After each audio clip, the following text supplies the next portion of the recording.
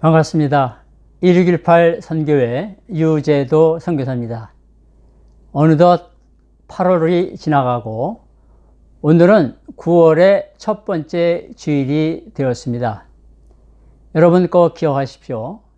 지금 6개월째 코로나19 이 전염병이 계속되고 있지만 믿는 자들에게는 이 고난이 위기이면서 기회가 될 수 있습니다. 축복의 기회가 될 수 있습니다. 특별히 오늘 배울 내용과 다음 주일에 나가는 방송 그 내용을 잘 들으시면 일반 교육뿐만 아니라 신앙교육에 아주 큰 도움이 될 줄로 믿습니다. 자, 우리 예수님께서 질문들을 어떻게 사용하셨나 하는 오늘 제목인데요. 중요한 그 질문에 관한 구절로 누가복음 17장 17절에서 18절을 제가 찾아보았습니다. 한번 읽어보겠습니다. 예수께서 대답하여 이르시되 10사람이 다 깨끗함을 받지 아니하였느냐? 이 이방인 외에는 하나님께 영광을 돌리러 돌아온 자가 없느냐? 자, 두 가지의 질문이 여기 나오고 있습니다. 예수님께서 이제 예루살렘을 향해서 가시는 가운데 이제 어떤 곳을 지나가는데 한 마을에 여러분 문둥병자 한 10명이 예수님이 지나가는 것을 보면서 소리를 지르기 시작했습니다. 이들은 이제 무서운 나병에 걸렸기 때문에 저 멀리 마을에서 떨어져서 지금 이렇게 따로 모여서 격리된 채 지내고 있어야만 했습니다. 그들은 예수님께서 병자를 고친다고 하는 소식을 전해 들었기 때문에 예수님이 지나가시는 것을 보고 소리를 지르는 것입니다. 예수 선생님이여, 우리를 불쌍히 여기소서 고쳐달라고 간절히 소리를 질렀습니다. 그랬더니 예수님께서 이들을 고치시기로 작정하셨습니다. 그래서 말씀하시기를 가서 제사장들에게 너희 몸을 보여라 그랬습니다. 여러분, 제사장은 병에 걸렸을 때와 병에서 낫을 때 확인해 주는 일을 했습니다. 그러니까 예수님께서 이제 제사장에 가서 몸을 보이라고 하는 것은 고쳐주겠다는 말씀입니다. 그래서 10명이 그 주님의 말씀을 믿고 듣고 돌아가는데 그만 병에서 다 깨끗해진 것입니다. 자, 그런데 그 중에 한 사람이 자기 깨끗해진 몸을 보고 예수님께 다시 돌아왔습니다. 이 사람은 하나님께 영광을 돌리고 예수님의 발 아래 엎드려서, 성경에 분명히 나와 있습니다. 발 아래 엎드려서 주님 감사합니다. 주님 감사합니다. 그러면서 예수님을 향해서 감사하고 하나님을 찬양했습니다. 그랬더니 우리 예수님께서 하신 말씀이 10사람이 다 깨끗함을 받지 아니하였느냐? 그 9은 어디 있느냐? 이 이방인 외에는 하나님께 영광을 돌리러 온 자가 없느냐? 이렇게 질문을 하신 것입니다. 여러분, 그래서 오늘은 예수님께서 질문을 어떻게 사용하셨나 하는 것을 같이 배우도록 하겠습니다. 학습 과정에서 질문이 10가지 역할을 합니다. 여러분, 학습 과정에서 질문이 교사와 학생들 사이에 매우 중요한 일을 하는데요. 10가지 역할을 합니다. 첫 번째는 이 질문은 모든 연령의 학생들을 다 참여시킬 수가 있습니다. 어린아이든지 청년이든지 어른이든지 다 참여시킵니다. 그리고 질문을 던질 때 두 번째로 흥미와 호기심을 불러일으킵니다. 그리고요, 질문을 통해서 생각하도록 만드는 것입니다. 그리고요, 질문을 던지면 그때 활발하게 토론과 대화가 일어나게 됩니다. 그리고요, 질문을 던지면서 이제 선생님은 그 학생들의 이해 정도와 지식 정도와 또 여러 가지를 측정할 수가 있게 되는 것입니다. 그리고 질문을 던질 때 참여한 학생들이 자기 의견을 표시하게 되는 것이죠. 그리고요, 질문을 던지면 잘못된 생각들을 고칠 수가 있게 되는 것입니다. 그리고요, 질문을 던지면서 문제점이 무엇인지 알려주게 되는 것입니다. 그리고요, 질문을 던져서 이제 대화하는 가운데 확실한 증거나 또 결론을 알려주게 되는 것입니다. 또 질문은요, 학생들이 배운 것을 실천하게 만듭니다. 우리 아까 살펴보았던 고침받은 그 나병 환자.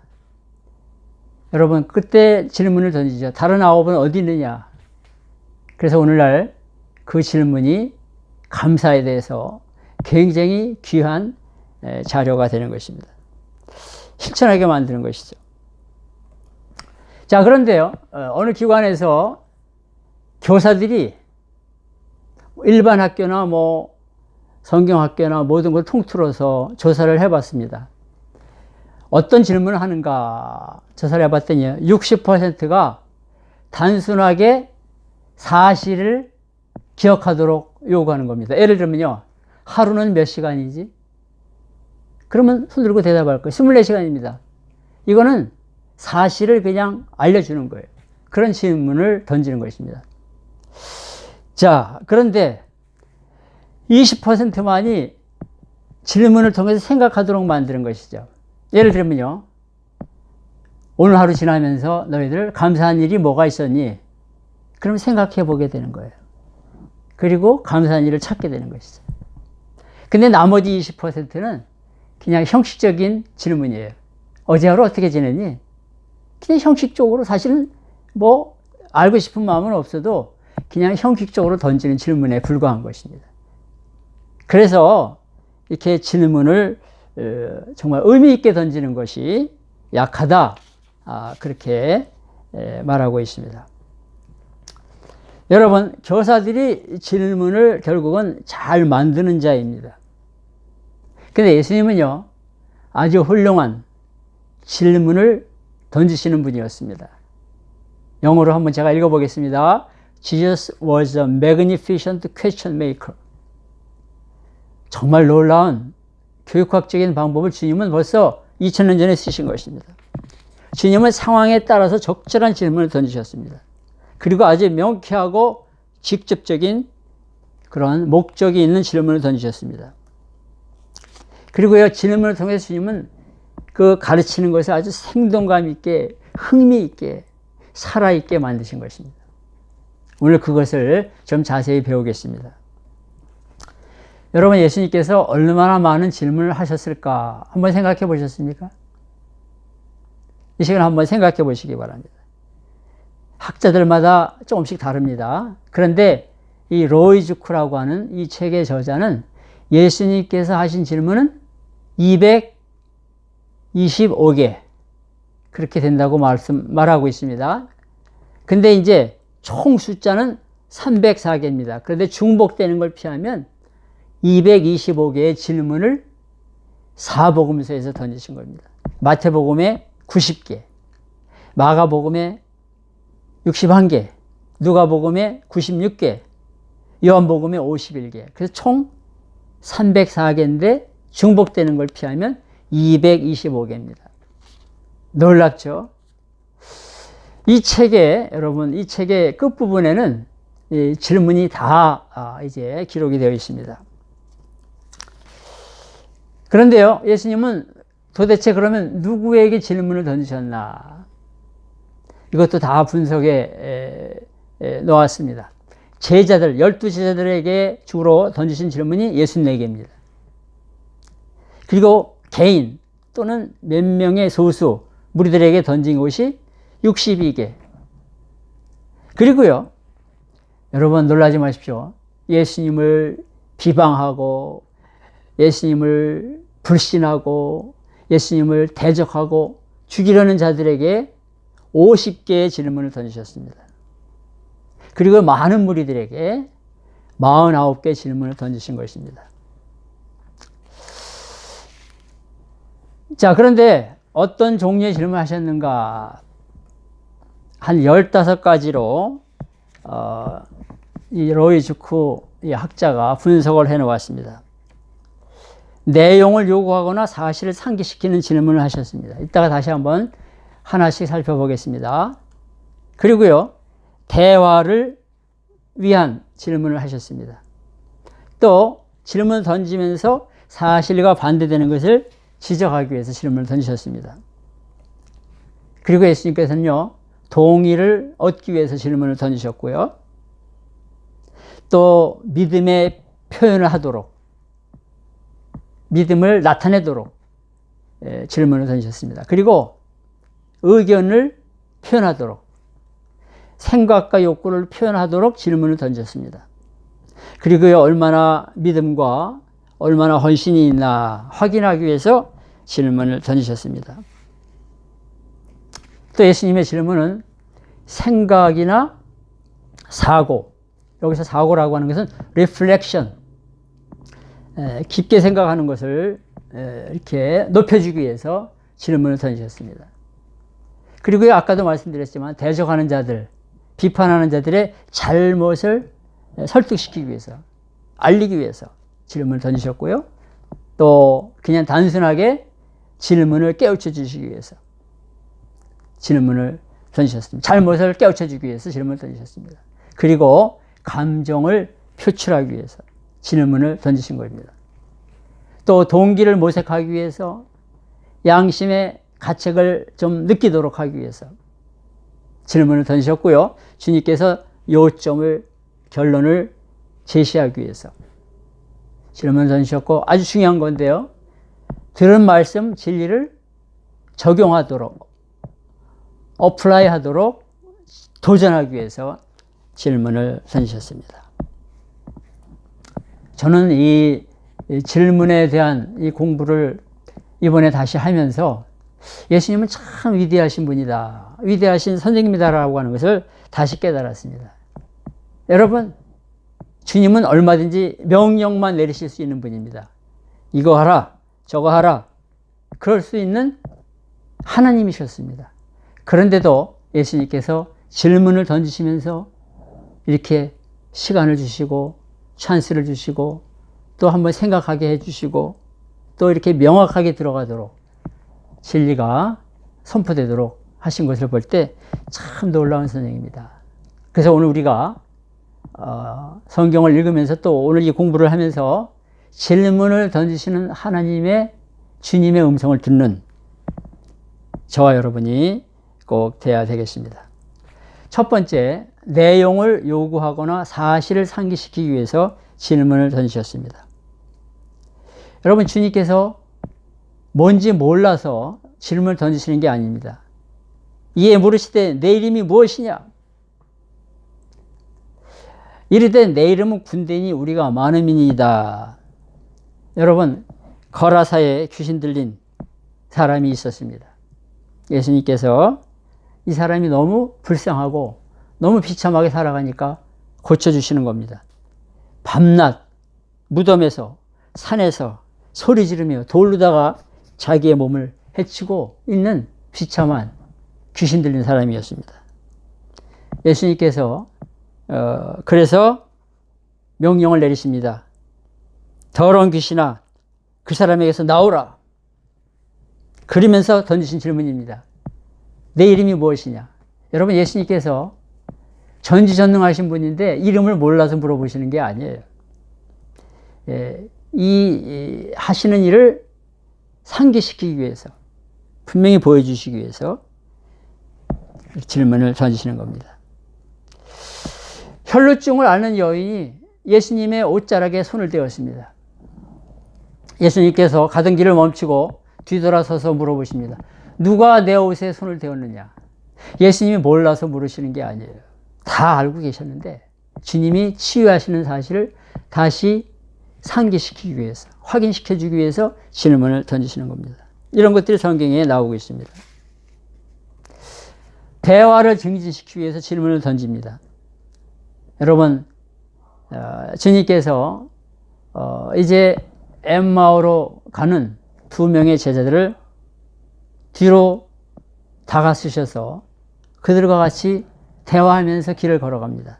그때 주님께서 하신 말씀이 너희가 길 가면서 서로 주고받고 하는 이야기가 무엇이냐 하시니 두 사람이 슬픈 빛을 띠고 머물러 서더라. 예수님께서 질문을 던지시면서 낙심해서 절망 가운데 가는 두 제자들과 대화를 시작하신 것입니다.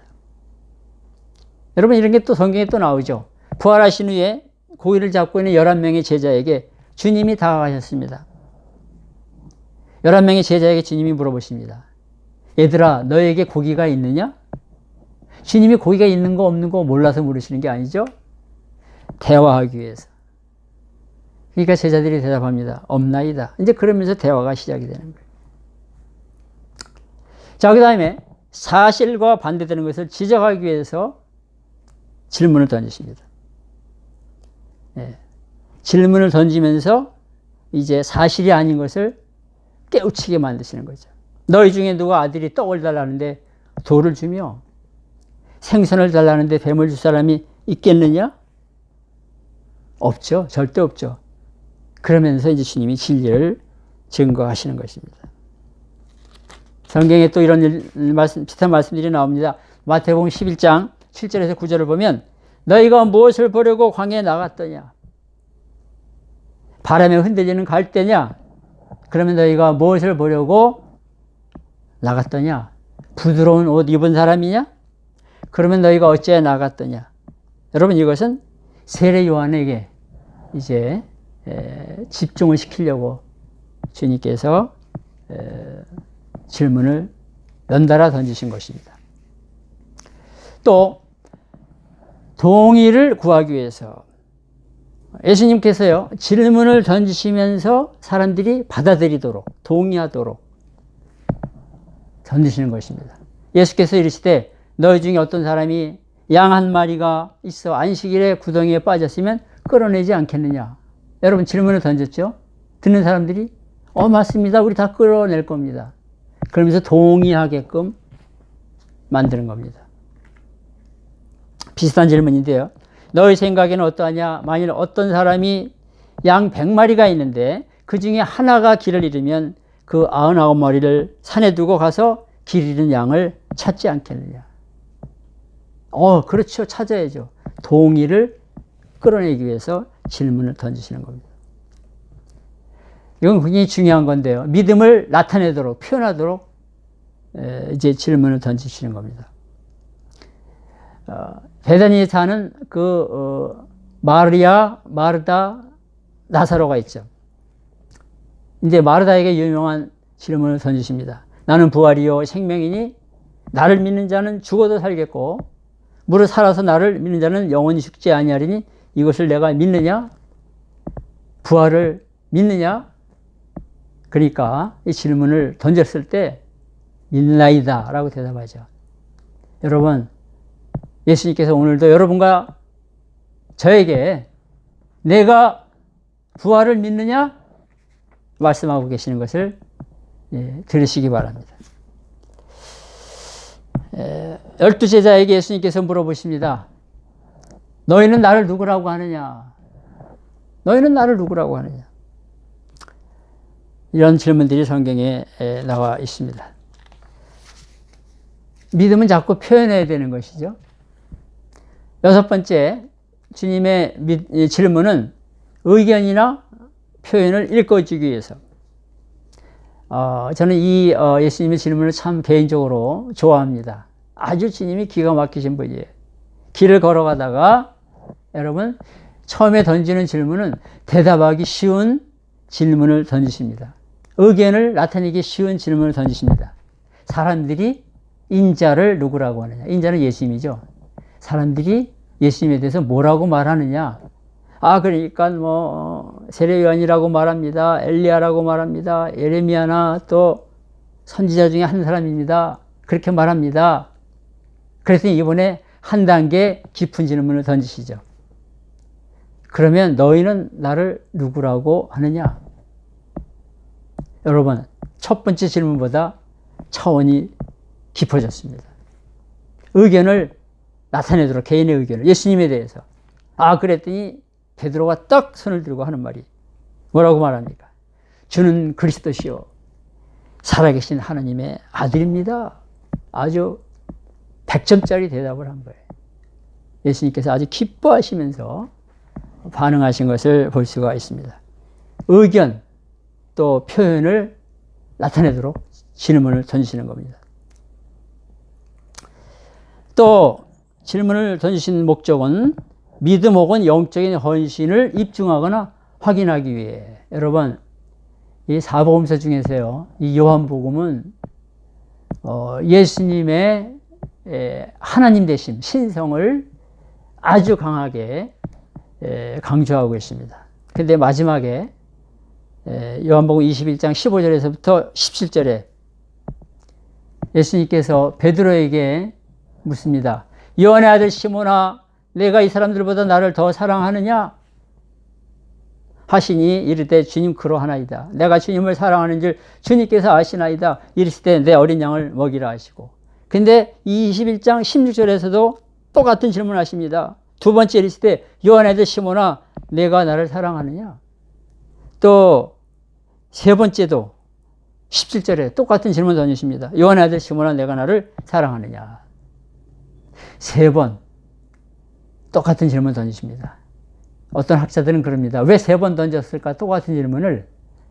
아마 그것은 베드로가 예수님을 세 번 부인했기 때문에 세 번 물으신 것이다. 그렇게 설명하는 학자도 있습니다. 뭐 어떤 설명이든지 포인트는요, 예수님께서 질문을 던지셔서 내 믿음을 또 헌신을 입증하도록 주님 앞에서 던지시는 겁니다. 오늘 여러분 그리고 저에게 예수님께서 똑같은 질문을 던지고 계십니다. 네가 나를 사랑하느냐? 여러분의 대답이 어떤 것입니까? 예수님 사랑한다고 분명하게 고백할 수 있어야 되겠죠? 자, 여덟 번째, 생각이나 사고를 증진시키기 위해서, 생각을 깊게 하도록 하기 위해서. 사람이 만일 온 천하를 얻고도 제 목숨을 잃으면 무엇이 유익하리요? 사람이 무엇을 주고 제 목숨과 바꾸겠느냐? 여러분, 제가 며칠 전에 뉴스를 들었는데요, 아주 무서운 뉴스를 들었습니다. 이 뉴질랜드에서 소 6,000마리와 또 이제 43명의 선원을 태운 커다란 배가 항해하다가 아마 일본, 한국, 이 동해안 어느 쪽인가 자세히는 알 수가 없지만 그만 이 배가 이 엔진이 꺼져 버렸습니다. 그래가지고 그때 또 막 태풍이 불어오면서 이게 물로 다 가라앉아 버렸어요. 그래갖고 딱 2명이 구조가 되고 6,000마리의 소가 죽고 41명의 선원이 다 물 아래 가라앉았습니다. 여러분, 주님께서 이런 죽음에 대한 준비와 죽음 후에 또 어떤 곳으로 가야 되는지, 또 죽음이라는 것을 준비하며 살아가는지, 이런 것을 생각하고 생각이 깊게 하기 위해서 던지시는 질문입니다. 만일 사람이 온 천하를 얻고도 제 목숨을 잃으면 무엇이 유익하리요? 사람이 무엇을 주고 제 목숨과 바꾸겠느냐? 질문을 던지고 계시는 거예요. 비판하는 자들의 잘못된 점을 설득하시기 위해서.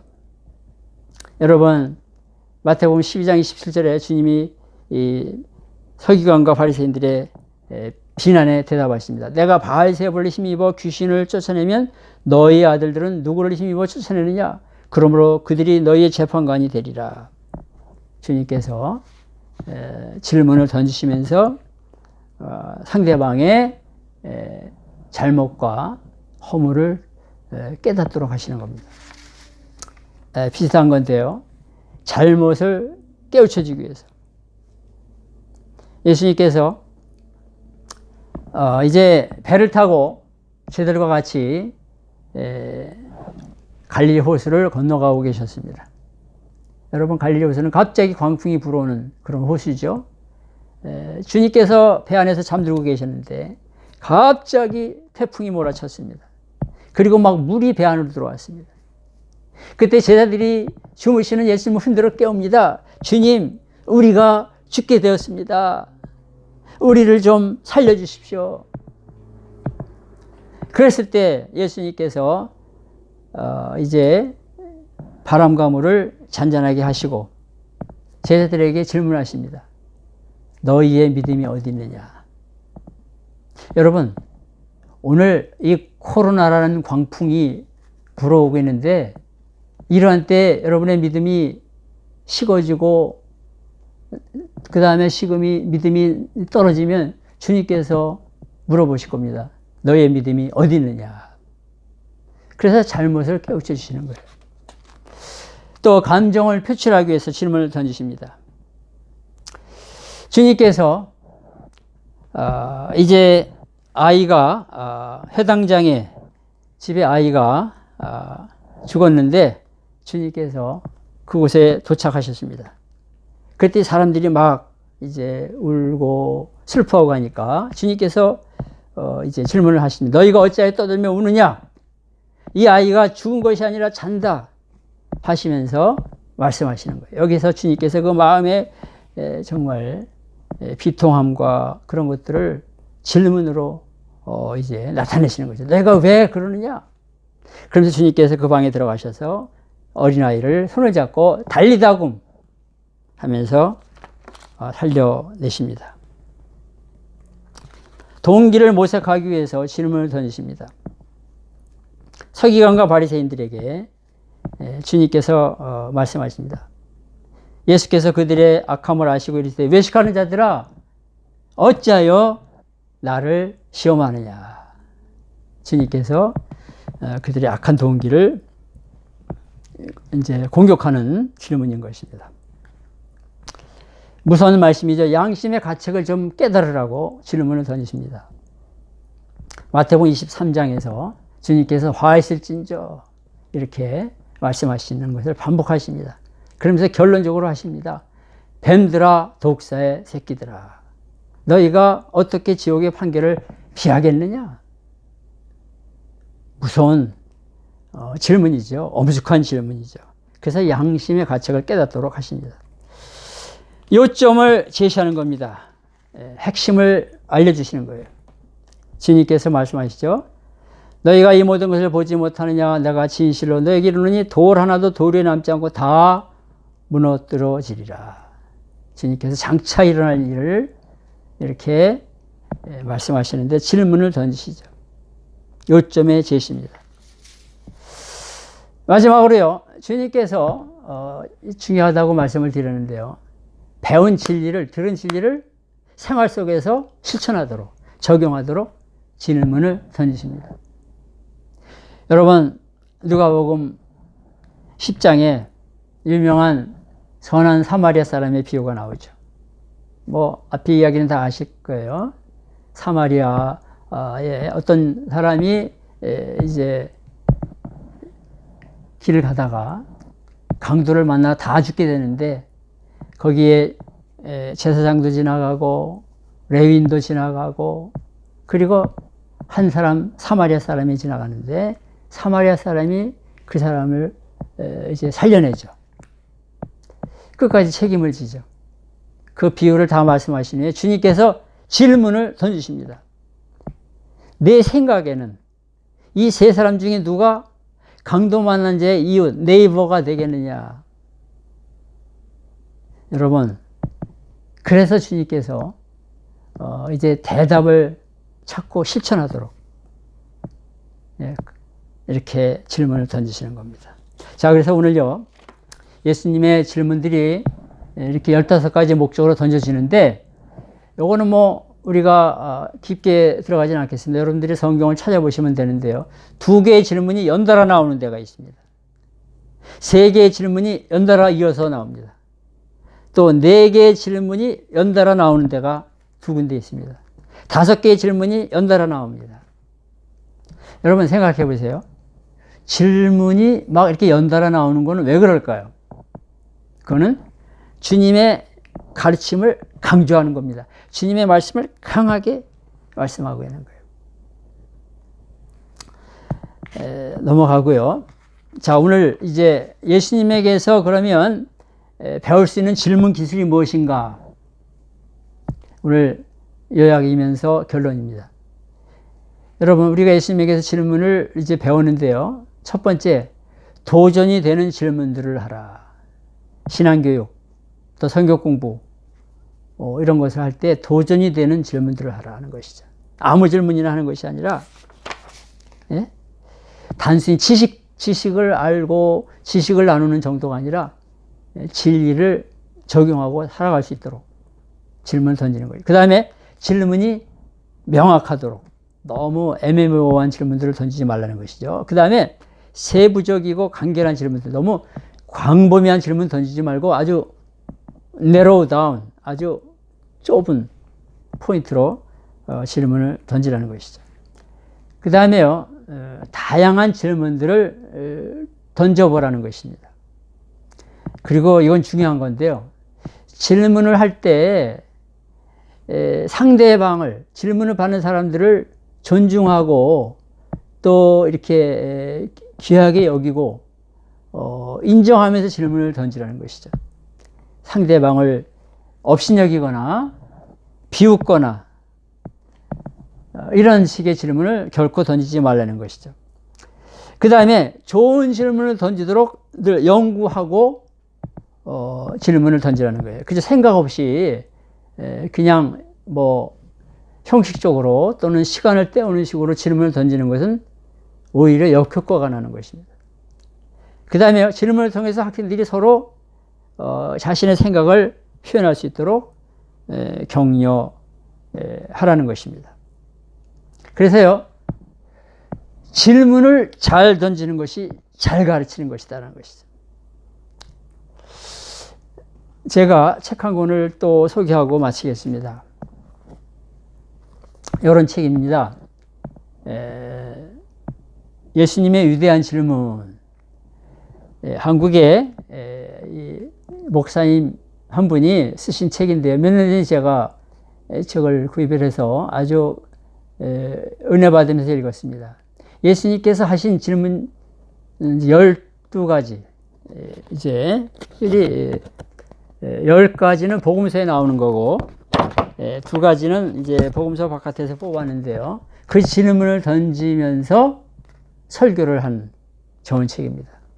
자, 그래서 이렇게 예수님의 위대한 질문을 통해서 주님의 뜻을 생각하는 그런 좋은 책이라고 할 수 있습니다. 여러분, 오늘 이 강의는 다음 시간과 이어집니다. 그래서 다음번에 여러분 꼭 이어서 들으시면서 예수님의 귀한 질문을 잘 배우고 또 우리가 예수님의 그 질문을 통해서 음성을 먼저 듣고 우리가 성경 공부, 신앙 교육을 해나갈 때 정말 예수님을 본받아서 질문을 잘 던져서 잘 가르치는, 그리고 날마다 믿음으로 함께 승리하는 여러분 다 되시기를 주님의 이름으로 축복합니다. 감사합니다.